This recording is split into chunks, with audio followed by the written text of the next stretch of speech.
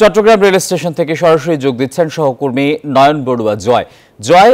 রেলের নতুন ভাড়া কার্যকরের পর ট্রেনে যাত্রী সংখ্যা কেমন? ধন্যবাদ আসিফ টিপু আপনাকে। আগের ঘন্টায় কিন্তু আমরা দেখানোর চেষ্টা করেছি যাত্রীদের উপস্থিতি আছে, যাত্রীরা ট্রেনে করে যায় যেহেতু নিরাপদ বাহন। তবে যে হঠাৎ করে ট্রেনের ভাড়া বৃদ্ধি এটা নিয়ে অনেকজনে কিন্তু আসলে বিভিন্নভাবে কিন্তু তারা বলতে চাচ্ছে নিম্ন আয়ের মানুষ যারা আছেন, মধ্য আয়ের মানুষ যারা আছেন তারা কিন্তু তাদের জন্য অনেকটা সমস্যা হতে পারে বলে তারা আমাদেরকে জানিয়েছেন। তবে আমার পাশে আছেন রেল স্টেশন ম্যানেজার আছেন মনিরুজ্জামান, আমি একটু কথা বলতে চাচ্ছি।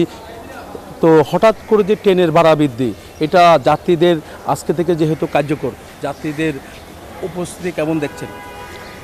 হ্যাঁ, ধন্যবাদ আপনাকে। যাত্রী সাধারণের উপস্থিতি স্বাভাবিকভাবে আগে যেমন ছিল এখনও ঠিক তেমনই আছে।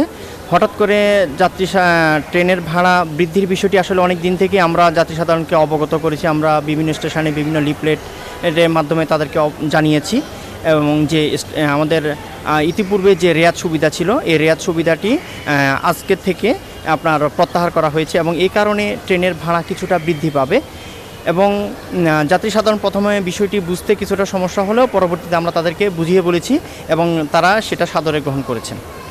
কত শতাংশ করে বেড়েছে? আমাদের প্রথমত 0 থেকে 100 কিলোমিটার পর্যন্ত কোনো ভাড়া বৃদ্ধি পায়নি। 101 থেকে 250 কিলোমিটার পর্যন্ত 20% এবং 251 থেকে 400 কিলোমিটার পর্যন্ত 30% ভাড়া বৃদ্ধি পেয়েছে। অনেক ধন্যবাদ। তো এই ছিল আমার এখানকার সর্বশেষ। ফিরে যাচ্ছি স্টুডিওতে আসিফ টিপুর কাছে।